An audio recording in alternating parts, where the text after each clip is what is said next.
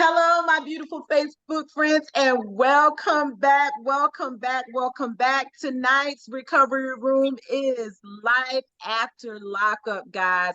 And we really need to do this because we have so many of our young people having a difficult time in society and having to do time behind bars or being incarcerated for a short period or some of them a long period of time. And so tonight, of course, you guys know Monique and Monica, but we have a special guest. He is a family member, and I talked to him about coming on, and he obliged. And I'm just so thankful that he would be willing to tell his story to YouTube and the Facebook community. Guys, please welcome Deontay Frierson to the recovery room. How are you doing tonight, Deontay? I'm fine. Okay, good, good, good. So, Deon, tell us a little bit about yourself. My name is Deontay Friars, and I'm from Sumter, South Carolina.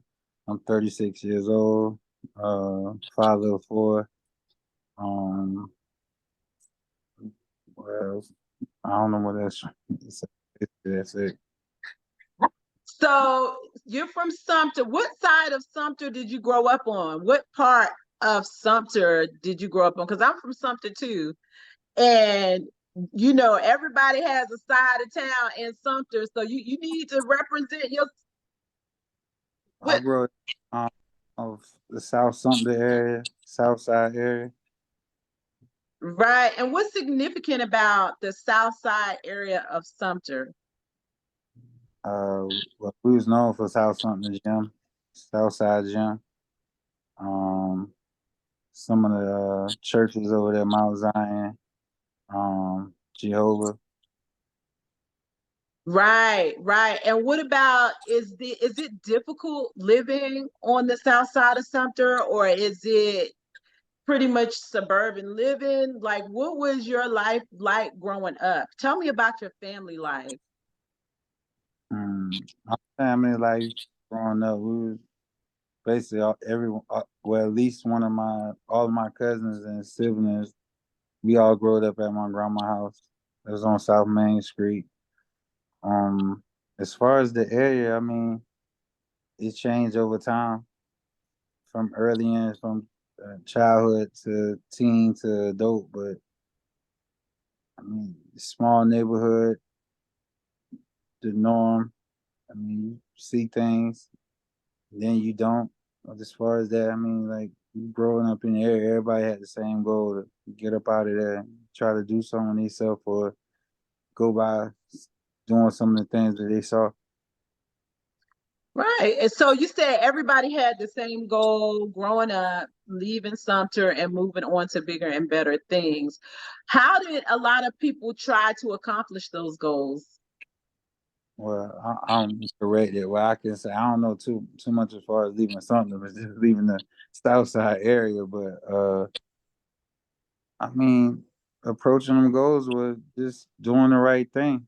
When you in a small community and you got a lot of things going around, you got some that tend to uh, go off of what they see, and then you got some that just want it out. They wanted to do better. So Right. going to school, going into the army, whatever they fit was right to get them out of that, get out of that situation, wanted to do better than some of their friends or some of their family members. Right. And so you said they did what they saw. What are some of the things that they saw? I mean, poverty. You got some. I mean, you got some parts of that neighborhood back in the day where you got some parts that was decent. You got some parts that wasn't decent. And for the ones who didn't stay in the nicer areas, I mean, where the nicer area, they were staying in poverty. So when they saw in poverty, you saw drugs, you saw shootings, you saw all kind of things that probably wasn't good for kids or teens. Right. Right. Right. And so what was that like seeing such opposite sides of the spectrum? You said something that was key. You said that on one side, you saw people living pretty good, and then right down the street, you saw a different life, poverty stricken, drugs being sold. Yeah, basically on one side you got one good side, and you got another side that drugs being sold, shooting, prostitution. Just wasn't good. So let's go back because what the title of our recovery room is tonight is life after lockup. So let's fast forward to, you know, let's go to maybe middle school, right? And you're becoming a young man and you're seeing these opposite sides of the spectrum. Were you raised by a single parent? Did you have both parents in the household? What was your family life like? All I had is saying I was raised majority by my mother, outside of my mom, my grandma, you. Um, as far as my father, he was a good provider, but being a father now, what I know now, to me being my kid, uh, I wish him around more. You wish he was around more. So what did your father do? Tell me about your dad. And my dad, he served in Marines, and he had a trucking company. He had a trucking company. So is that some of the reasons why he wasn't as present as you would have liked him to be growing up? Mm, I mean, me now understanding like when you to me, I mean, I don't want to be wrong, but when you're a single mother and you dealing with um a co-parent, sometimes that play into to effect of whatever you in that co-parent situation affect some childhood. I can't say that he didn't try, but and at the end of the day, now as parents and now what's going on in today's society, like it ain't no trying. Like you gotta be there. You gotta be in your kid's life involved, not just with material things or being able to get them monetarily. You know, True. provide, really gotta be hands on. That's true. Okay. You have to So be hands Dion, on. tell us where things kind of shifted for you and you began to feel like the only way out was the way that you didn't want to take, the road that you didn't want to take, and that's what you saw, the nightlife, the drugs, the guns, the girls. Tell us what age you were when that became your reality. Um, for me, I think the age probably was like 16, 15 and 16. It never was as far as with reality. I mean, all I wanted to do was just provide. Wanted to help my mom. I had my dad providing, but to me that wasn't enough when you seeing a single mother work, taking care of two kids. And I just felt like, that's why I felt like helping out would take a take a load off her shoulder. And I ain't saying that my mom like she agreed or she knew what was going on but is being a young man, and like I said, not having your father around, like you tend to lack that love, that fatherly love, or the love from a single parent being a mother and she working all day.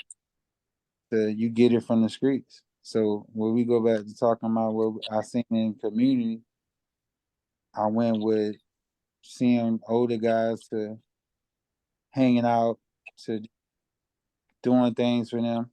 Those small things started into me getting rewarded, and not saying any of those guys supported on the things that I did, but and when I got to a certain age, I feel like, hey, they doing it, I can do it too. I don't watch and see some of the things they did, were doing, and I just try to create my own narrative of not getting in trouble or doing the things.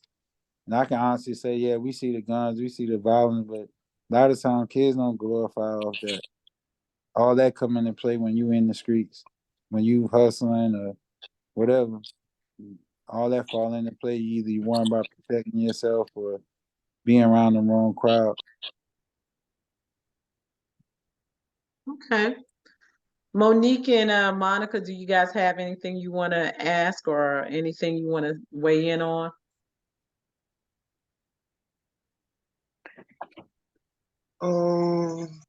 I want to ask, how is your relationship with your children after you being away so long? Mm, it's good now. At first, it wasn't. I think it's kind of crazy because with kids, well, with kids, we tend to take up some kind of part, some kind of ways of our parents. And I think for me, it was more so too me being a good provider and not being a father. Mm-hmm. And that was always my goal to be better. And I'm working on it now. But my relationship with my kids, I'm very supportive. I'm very um not more so just supporting them financially, but hands on communicating. If it's just the simple thing of I love you, I'm proud of you every day, because I know that go a long way. And I think a lot of times, especially I don't want to say it's blacks, but just parenting period. I feel like kids need to hear that. Just the simple thing. Proud of you. I love you. How your day doing? How your day going? All that simple stuff. So I think I'm doing well at it. My communication with them is good. It's Well, that's good. good.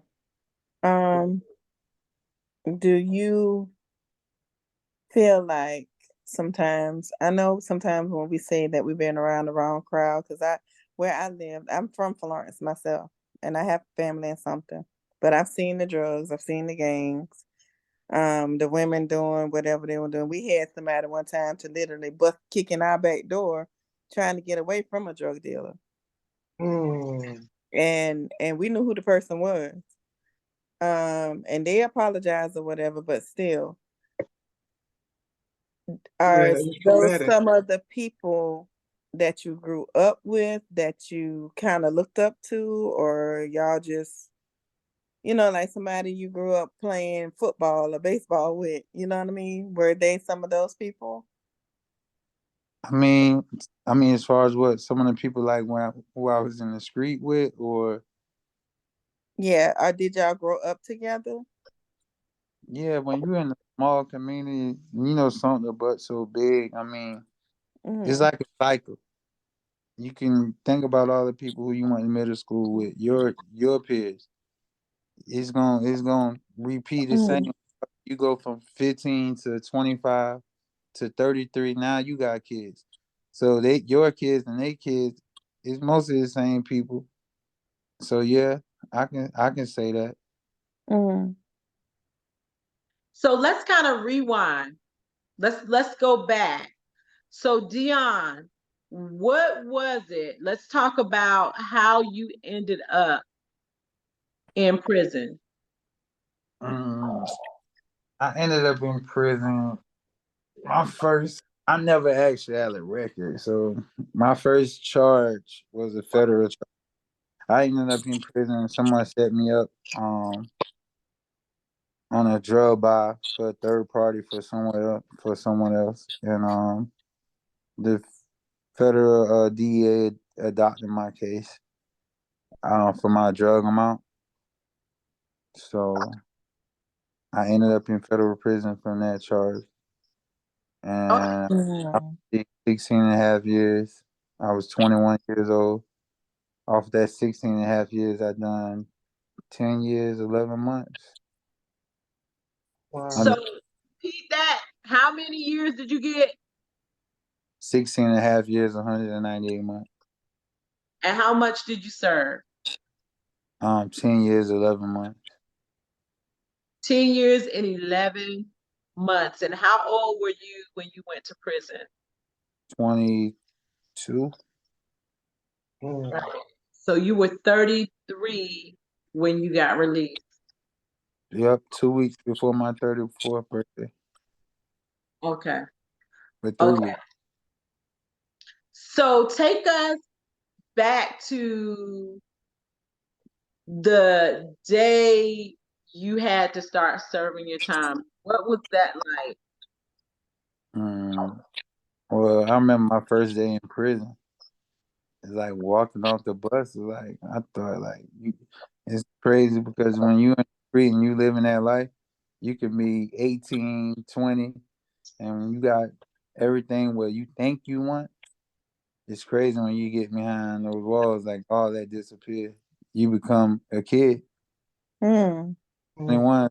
So I was somebody's son just like they was, but I was actually like somebody's son. Went to prison, no hair on my face, like barely even had a mustache. And that's when reality hit. You see people at 10, 15 years, you know, you don't know the rules of prison. In the world, you used to doing whatever you want to do. Now you got somebody telling you when you can sleep, when you can eat. Not just that, you around a whole bunch of people who never going home. So they're miserable about anything. All they have is anger. They don't have no peaceful moments in their life because they so mad and bitter at the whole world. Mhm. Okay. You said something that was key. You said you didn't know the rules of prison. What are the rules of prison? All the simple stuff, the stuff that we were taught as a kid, respect, or whether it be excuse me, uh, yes sir, no sir, and that ain't for no inmates, but just staff. I mean, that's how they want to be greeted. Um, just minding your business. Um, learning everything in for everybody. But the key part was more so respect. If you talking, excuse me. You know what I'm saying? If you bump into somebody, excuse me. Like just the simple stuff. So it was about survival. That's what we're getting. The smallest things help you survive in prison. The things that, as a parent, most parents should try to teach their children. And it's amazing that, um, it's the same code that you have to be successful in society. The same tools that you use to be successful in society are the same tools you are using to survive in prison. So let me ask you this. If you had those same tools and you were able to survive in prison, what made you not use them when you weren't in prison? Mm. I always been respectful.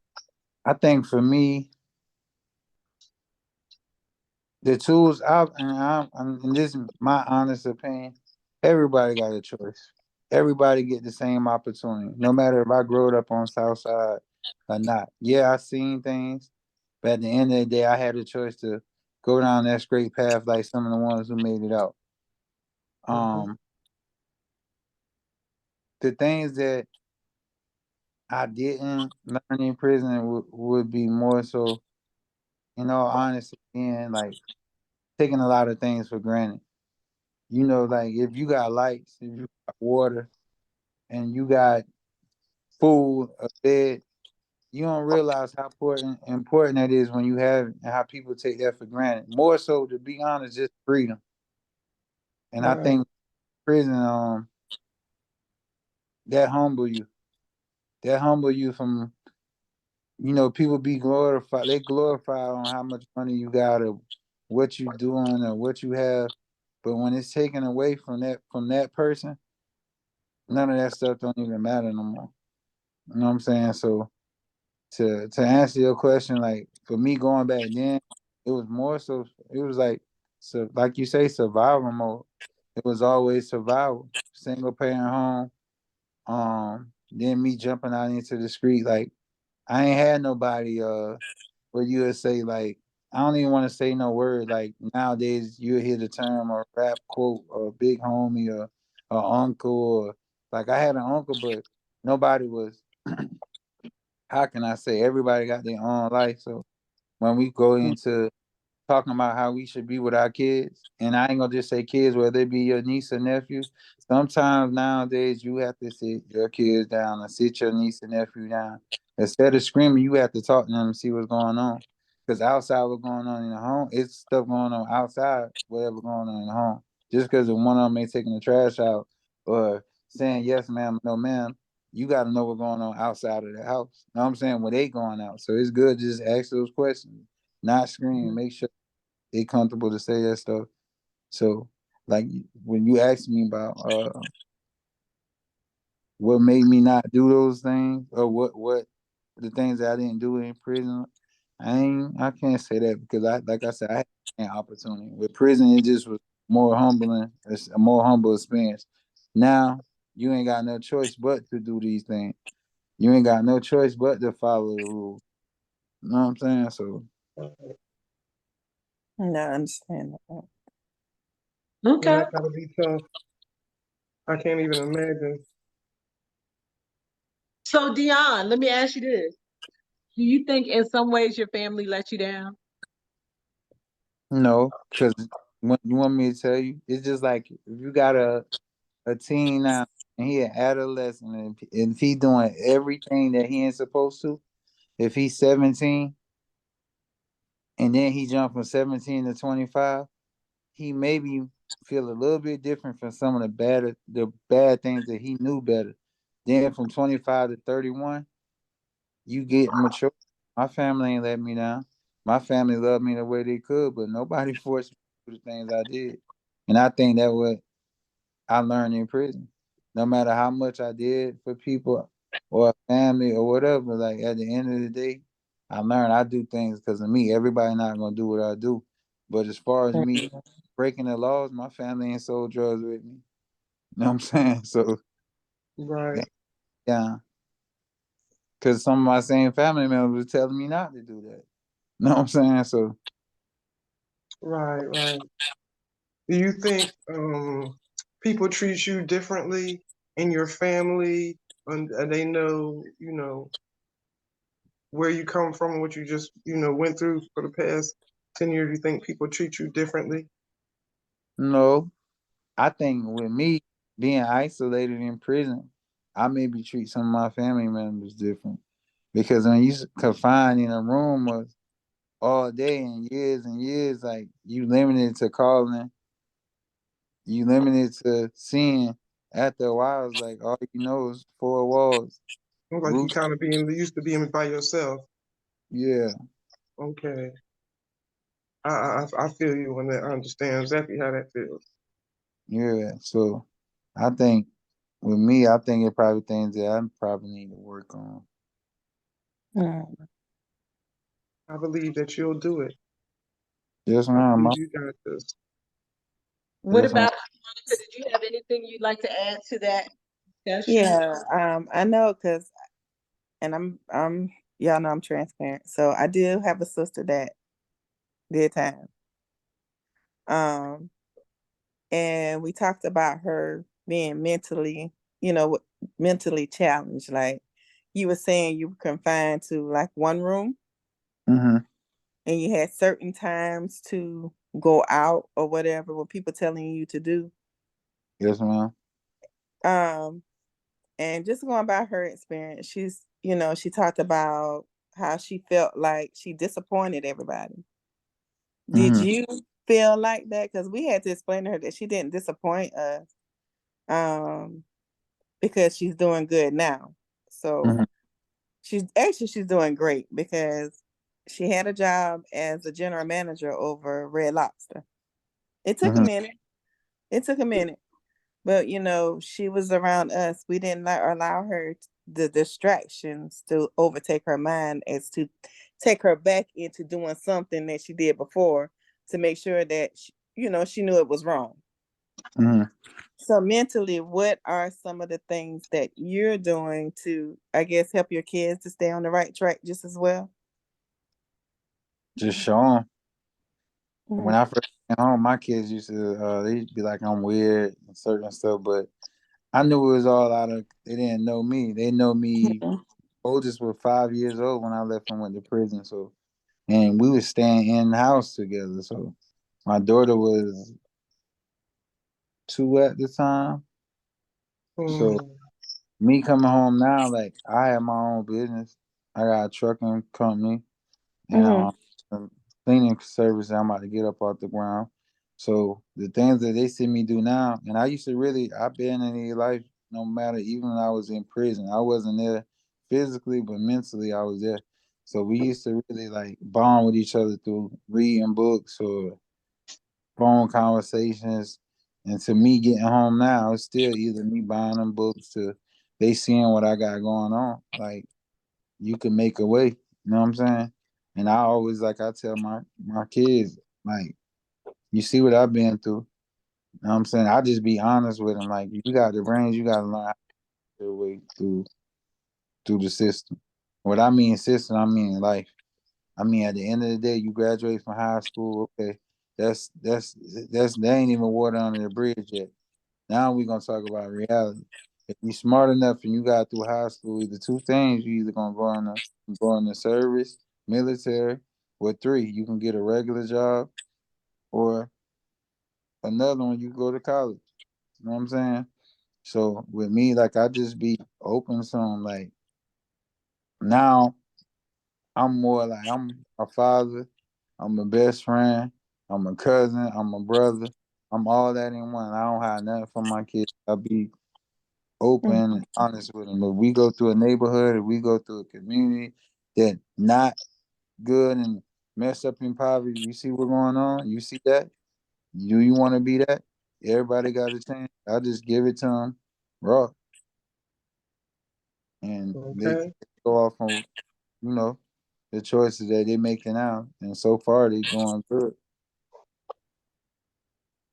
So Dion, tell us some stuff. Tell us some. So you said you have 4 kids. What are some of the things that your kids are into now? Like what you said they're doing good. Tell us about the good things that they're doing. Well, my oldest son, he attend Clark Atlanta, and he's taking up engineer technology. This is freshman year. Uh, he's I ain't gonna he following my footsteps, but he 18. He got his CDL permit and his split car. So that's one little passive income he can earn on the side after he finishes school, as far as with his degree. My second oldest, he got his own clothing line. He's a senior in high school. Next year, he should be attending Clark Atlanta as well. Uh, my third oldest, he lives in Georgia. He's he's in honors program, one of the top students in his class. He should be sending Clark Atlanta or Georgia State. And my daughter, which is the baby girl, she's 15. She's in R2C, and she's already talking about going to school. She worked, she got a job, so I'm real proud of her. But for sure, I know she's gonna be in school. And I think she want to go to Spelman, I believe, and want to join the reserves before she go to school to become an officer or something. Officer, I believe. So I say that to say this. So Dion talks about how he, out of his 16-year sentence, he did 10, almost 11 years. And through it all, he maintained constant contact with his children and his wife. So we had a discussion before you got on, Dion, about because I'm holding the women accountable this season. I'm holding the women accountable this season, right? And we like to talk about the men and when things don't go right with them, but I'm looking at your children And for 11 years, you weren't able to give 100%. What do you think it was that kept them on the right path when you were not available to be there 100%? I would say they they mom a lot. And just learning. I mean, watching what I went through. My son would always tell me he don't want to. I don't want to go to prison. I don't want to, And I'm glad, Sometimes I guess God had to use me as a vessel.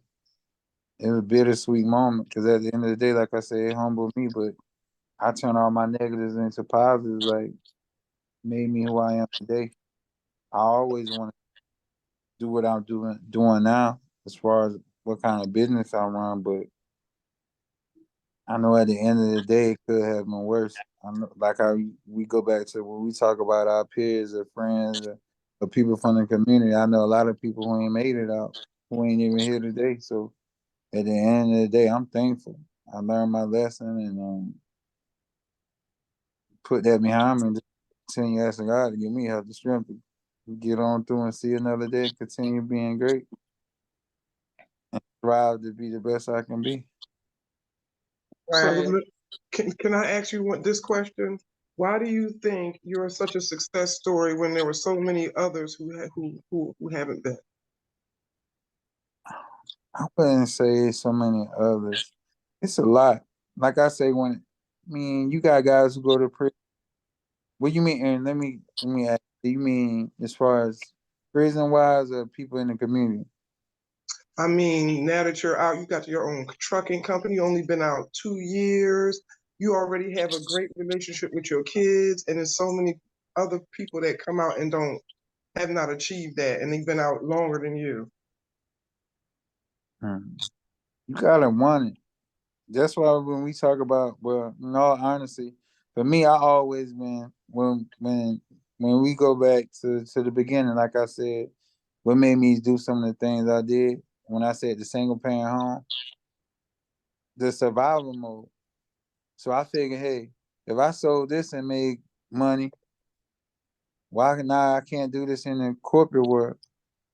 Don't get me wrong, I know everybody gotta crawl before they walk, but to me, like you gotta run it. I mean, when I first got out of prison, I drove trucks for a company. I just always wanted my own. So, and I think it more so too, like who people surround themselves with. If you hang around four people that ain't doing nothing and always negative, you're gonna be one person who ain't doing nothing and always negative. If you hang around four people that got something going on and always positive, no matter the outcome, hey, you gonna end up one of them. And I think for me, even when I was in prison, I don't like being around no negative people. When we talk about isolation, that been one of my tools. So I was more focused on the things that I wanted. What I didn't know, I either read it or do my research on it and ask questions from the people who did. So when I got an opportunity to be free, the first thing I went with through the years, me studying for my CDL license, me wanting to run a trucking company. I ain't never had time on my hand. And when we go back to talking about family wise, go to isolation. Hey, I'm back here. I can't worry about what's going on out there. I know they okay. I know everybody sticking together still. I gotta worry about what's going back here. So it was me just I don't got no time for no games. I gotta make this right. I gotta provide for my kids. They're getting old. I wanna be able to be a better person, lead by example, to show them, hey, my dad messed up, but if he did it, we can do it too. You know what I'm saying? Nobody ain't perfect. We all make mistakes. We gonna make mistakes. It's just all how we bounce back from them. Okay, Exactly. absolutely. I Mhm. want to commend you on staying focused and being on the right track. Yes. Um, because a lot of times you find some people that can't handle the outside world no more and end up going back in. Mm-hmm. But Um, oh, mhm. you No, no, go I'm ahead. Go ahead. now when you say that, and you know what I mean, and I appreciate it. And I ain't gonna say it's easy, but You know, a lot of times when people who do come out to this outside world Mm-hmm. as a community, like people just like it ain't what they going through now is like what's behind closed doors. So while I say this, I mean like it be the pressure. When you got Right. people, even when I got out of prison, the people who knew me, they know the old me. So when you get home, they thinking you still the old you. And when the pressure come, it either be from friends, family, brothers, sister, females, like everybody put so much pressure to instead of pressure, helping one person. What you trying to do? Okay, right now everything you trying to do. If you can't provide them with assistance, anybody who in the community can, or anybody you can take them to this place. As long as you stay on that person, or you letting them know, hey, you can do it. Even if you fail today, we gonna go back again tomorrow. If you don't make it tomorrow, we gonna go back again. You don't give up on it. Mm-hmm. You know what I'm saying? So when people feel like they getting given up on, that's when they go back to doing what they normally do, or when they get to pressure, or they get in a situation, you home 3 months and you never had a real job before. When reality hits you, bills coming, or even like I can say with men, when you get out of prison, you have females. First thing, you can live with me. You don't even know me. I don't even know you. And then when you get in a Right. situation, you got pressure to bills. Damn, I can't provide these bills. He gonna go back to doing what he know instead of just letting that person be. So I think now too today, like people, when we talk about reentry, you need more programs. And I'm gonna be honest, me as a man, I swear, but you got grown men out here who don't know how to change the tire. You know what I'm Mm. saying? And that's for real. Like, don't even know how to cut a yard. They've been crippled all their life for either paying someone to do it if you're in the street, or you not doing it. And now this new generation, you got women raising boys. We ain't even gonna Mm-hmm. yet because they've been pacified. You know what I'm saying? They like even as fathers, we ain't gonna put it on the women. That's what as fathers we need to be in our kids' life. Boys, a man, a woman, you can nurture a boy, but raising one, they need their dad. And Yeah. it's different even with women, little girls. They need their father. They need you don't want your daughter having somebody telling her how pretty she is, and when you can't do it or you don't do it or you ain't around, that same person giving her something or telling her that, making her feel you need to be around. You know what I'm saying? Yes. And That's you a Absolutely. know, you brought. that was a good point that you brought up because that happens today. You know, you there are some women too that are not in their children's life just as well. Mm-hmm. So sometimes you can be in a two-parent home and feel like you the only person there. Like you said, we don't say I love you enough. We don't take the time to get to know sometimes our own children enough to know what they're dealing with. We just know that, I always tell people you need to take out this do as I say. Take it out your vocabulary because this is a whole generation that's being raised by technology and stuff. And sometimes we have to make them put the phones down, put the computers down, and get into, how was school today? Do you have homework? What you need help with? You know what I mean? Just let Yeah. them know that we care. And I really do. I love the black man. And I know sometimes, a lot of times, well, I've learned that they become a number one target here in America, besides any other race. Absolutely.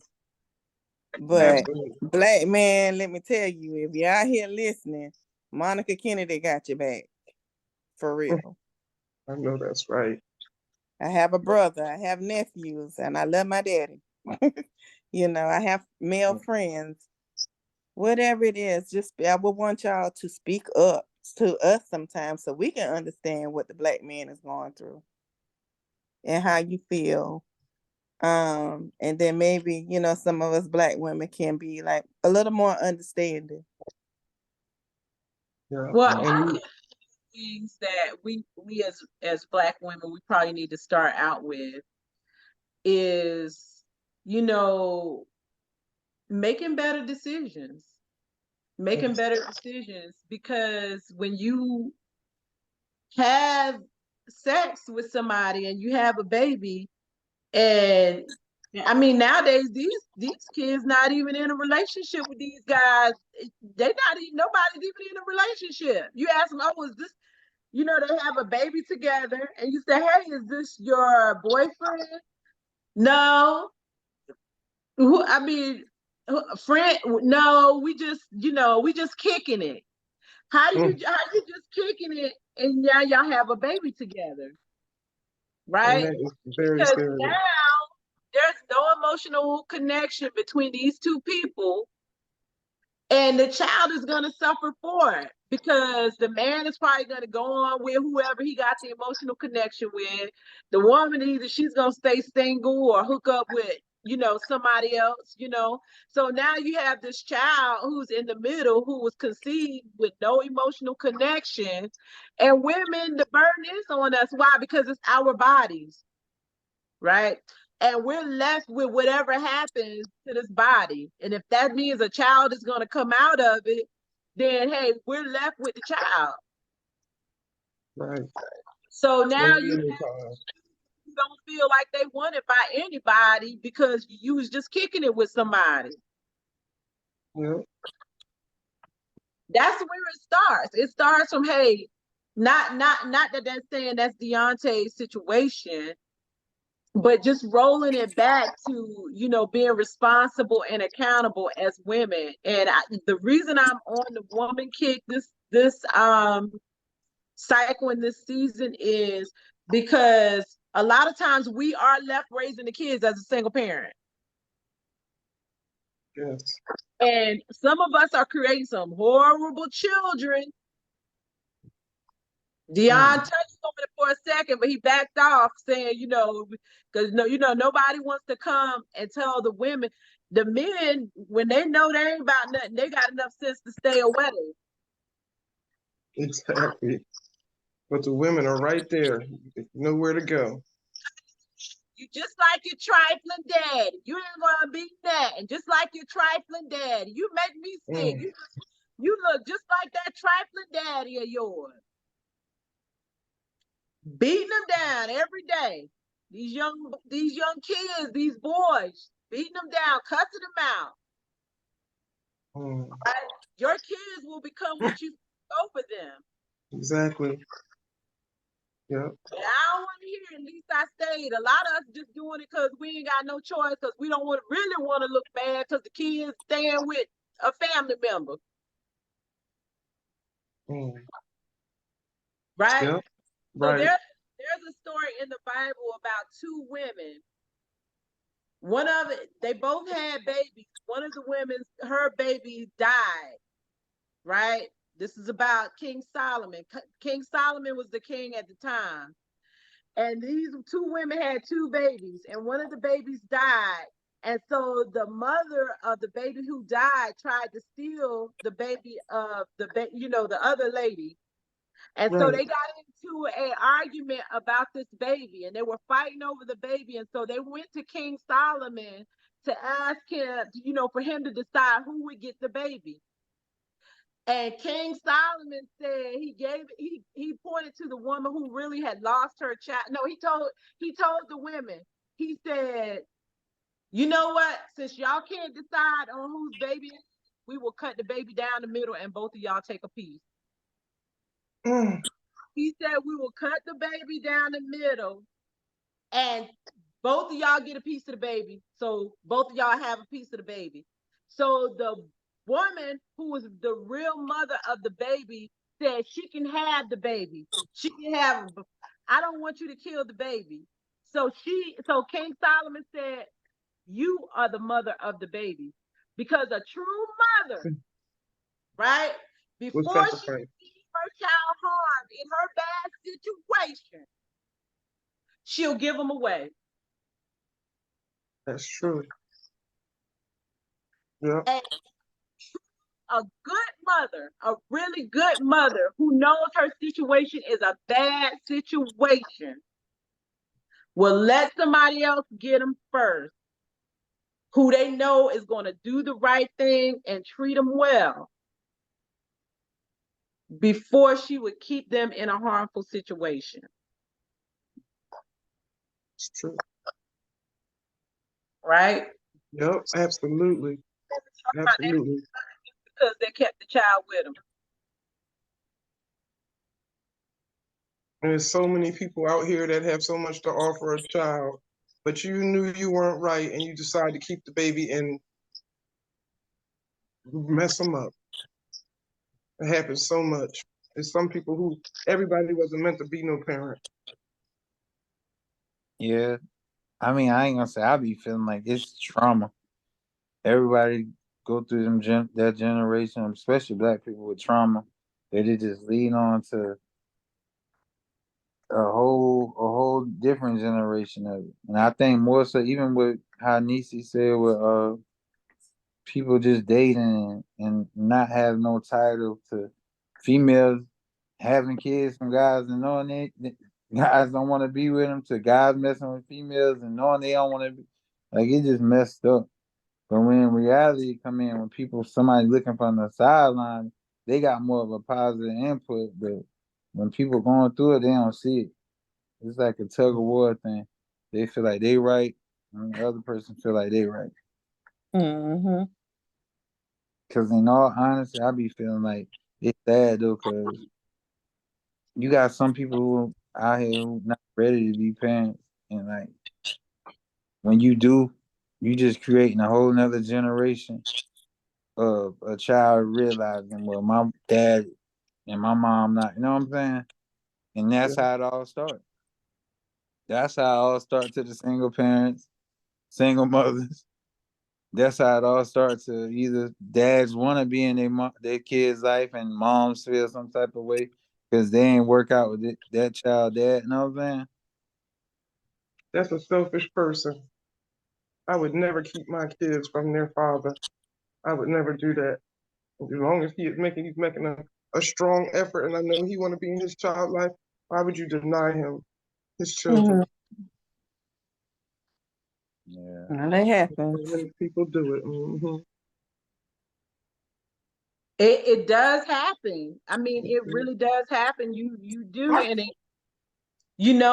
we have Mm-hmm. to, mothers, we have to understand that, these kids need their father. It doesn't matter if it's a girl or a boy. Your daughter needs her father. I never understood um how, I don't want to say how important a father was.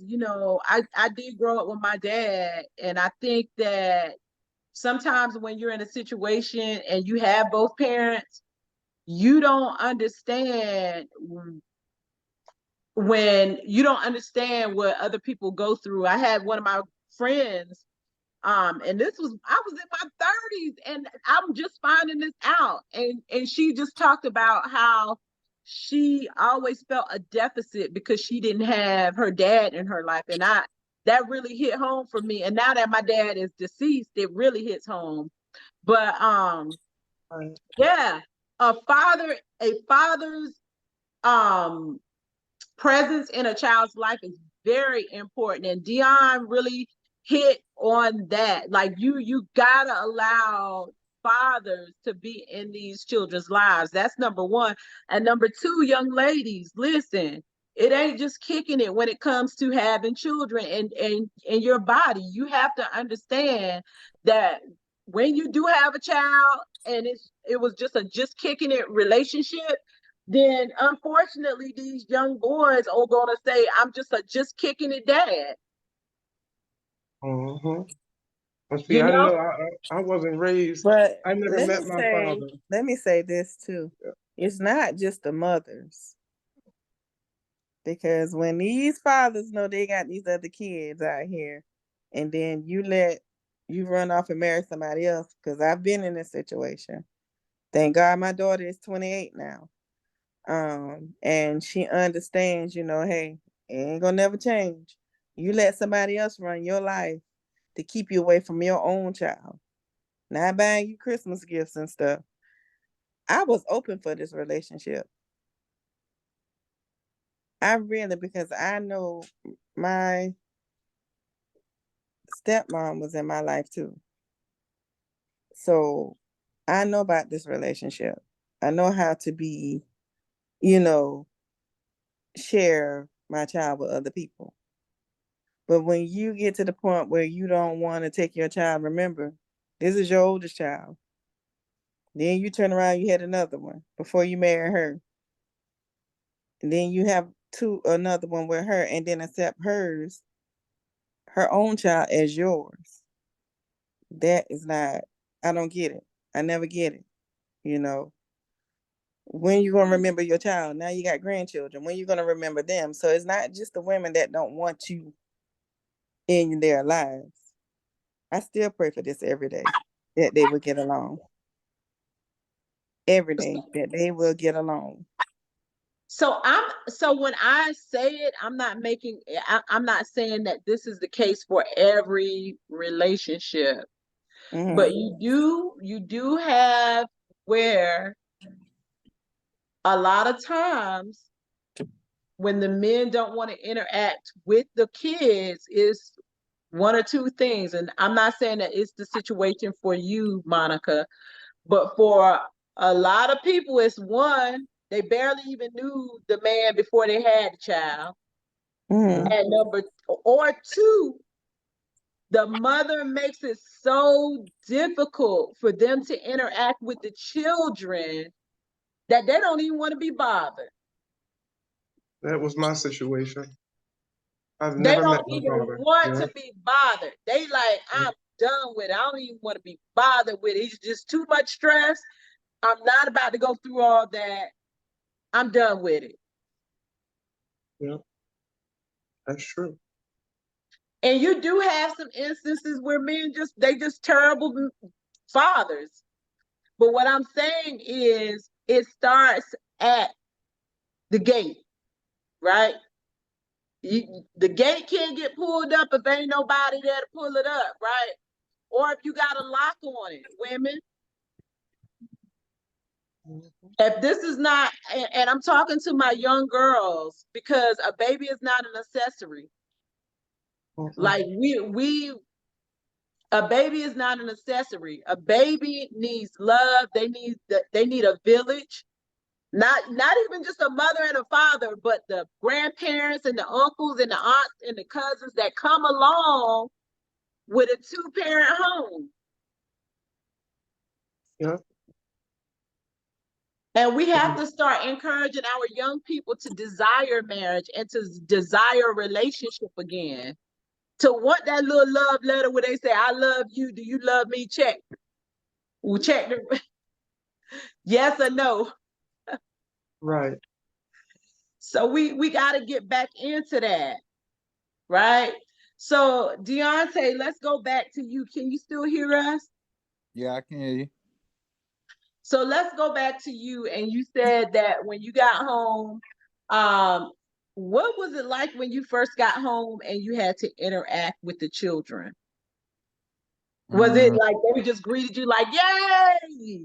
Did you have problems like with them listening to you and doing what you said? Did you have a problem with wanting to take on the full father role? And they were like, wait a minute, not yet. uh, it was more so just the communicating part. Like came home on. I had to learn. Like I came home on some. Oh, don't do this, don't do that. Like um, not realizing like they my kids, but they not little kids no more. Then uh, it took for me to understand too. Well, I know I've been gone for a while. Really had to like just work on to communicating until I got comfortable enough on my end to understand, hey, this is how things go now. Until they got okay, my dad back in my life, and now we just get to the point like they know right from wrong. They know being respectful carrying them a long way. I know certain things I gotta do as a father Right. and support and make sure I be there for graduations, whether it's a dance, whether it's a brunch or anything like all that play a part. Yes. That's right. Being 100% present, doing what you can while you can. Because you know what? You can't make up for lost time, but the Bible says he'll give you the years that the cankerworm has taken, the cankerworm has stolen. So the years you lost, he's going to give them back and he's going to give you double for your trouble. Right now, guys, it is 8:06, and I'm telling you, we are knee deep in conversation, but of course, we're only going to take this an hour. So let's go around the room. And first, let's hear from Deontay. Dion, Huh? 3 things that you can tell young people not to do so they won't end up in your situation. Just 3 things. If you had to do it all over again, what 3 things would you have done better? And if you got more, you can say more, but at least 3 things for our young people. Um, for one, listen to your parents. Listen to your family members, the ones that telling you something positive. If you doing something you ain't got no business doing, listen to the people who telling you not to do it. Hit them out. Don't suck your teeth. Don't, or they'll think they know everything. Pay attention because those are people who love you, and care about you and want you to be okay. Two, if you're young, go to school. I say go to school because nowadays in this generation, like how we talk about technology, if you don't got no kind of social skills, you don't got no kind of communication skills outside of typing on a cell phone or laptop, you're gonna be lost. You don't want to be working a little bit too hard than what you could have done at 17 or 18. And all honesty, too, start praying. Pray. Pray, ask God to give you health and strength and be able to see another day and That's get right. God in your life for real, for real. You out here lost, you ain't got no faith and not believing in it, you're going to tend to make careless mistakes. And it's going to be crazy because you're going to pray then when you need Him by then. You could have prayed a whole bunch of times back then. You know what I'm saying? So that would be one. I mean, my 3. Okay, good, good. Monique? Um, I totally agree with him. To listen to your family members, listen to what your parents tell you and people around you because they're not gonna tell you nothing wrong. They're not gonna tell you nothing to hurt you. Um, be a leader and not a follower. Follow your own heart. Don't listen to what these other kids are telling you. You see them doing something that they shouldn't be doing, and be your own person and study hard in school. Study hard in school. Keep your focus. Okay. Monica? I pretty much agree with what everybody's saying. I know for me and my girls, we talk just try to open up sometimes. I know, and this is for the parents. Listen to your kids. You got your kids. Listen to your kids. Um, it's not easy for them out here, and we know it. Generations change, times change, people change. There's a lot more going on in today's world than what we think. But when you listen to them, you're gonna be like, "Oh, that's a great deal for them to know that you want to listen to what they have to say." Yes. Right. And I Yeah. also want to clarify something before we get off of the podcast. The first thing is one thing about Deontay. Dion married his two of his children's mother. So he's not the guy that I was talking about. The hey, I met you on social media or whatever, and we just hooked up, and we just kicked it for a minute. So I wasn't implying that that was the type of father Dion was, nor that his mother is a bad parent. Because she's a very good parent, very loving woman. If you get a chance to meet her, to know her is to love her. Very gentle um woman. So I'm not implying that. But what I'm saying is, children, decision making. What decision will you make? Dion said he saw the right thing and he saw the wrong thing. So he always had the opportunity to choose the right thing. But it was one thing that he said, and I forgot to kind of key in on it earlier. What he did felt like he found in the street that he didn't feel like he had in his family is love. He said the streets loved him just like he was, right? Yeah. And so as a parent, we have to learn to love our children where they are, even if they do something that disappoints us, because they're going to do stuff that disappoints us every day. We do stuff, and believe it or not, we do stuff to disappoint them as well, I right? sure do. Both We ways. don't never talk I about do. that. But we do stuff that disappoint our children as well. But at the end of the day, you have to have that unconditional love, that agape love that God tells us to have, and Jesus Christ came and brought to us. You know, it always goes back to biblical teaching. God so loved the world, he gave his only begotten son, right? So that we won't even have to experience death. That's how much he loved us unconditionally. He gave up a perfect son for an imperfect world. That's right. So my first thing out of my 3 points for children, you have a decision to make. What decision will you make? You will always be exposed to the right and the wrong thing to do. What decision will you make? Right? The second one is love. Parents, love your children where they are. Guess what? You gotta, and guess what? Love doesn't mean always telling them what they want to hear. Love means disciplining them too. Yes. The Bible says a man who loves his sons disciplines them. So disciplining your child is a part of loving your child. And my last point is teach your children the love of Jesus Christ. Yes. Take them to church. Teach them how to pray. Because you're going to have Satan on one side and you're going to have God on the other side. That's what Dion was referencing. Those two opposite things, that was God and Satan talking to him, telling him the right thing to do and the wrong thing to do. But when you don't teach your child to listen for the voice of the Lord, they're not going to know which one to go to. So you got to teach them what the voice of the Lord looks like. Right? Yeah.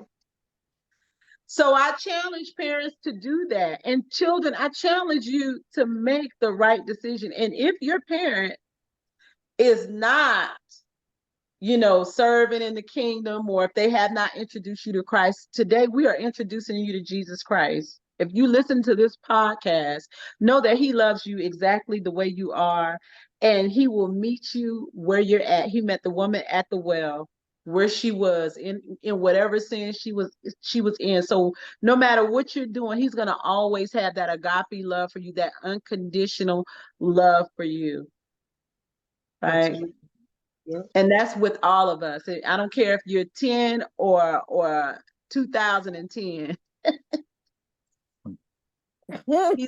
He gonna love you right where you at, baby. So with that being said, guys, it is 8:15 and our hour is up. Thank you so much, Deontay, for sharing your story. I hope you come back again. We absolutely enjoyed your testimony. And I know that God has something waiting for you as well. So you continue to press, continue to pray, and continue to keep doing what he called you to do. Monica and Monique, of course, I'll see you guys back here next week, same time. So listen, y'all have a nice night and be blessed. I love you a lot. God loves you best. And we can't wait to see you guys in the next recovery room. Good night. Good night. Good night. Nice meeting you. Thank you.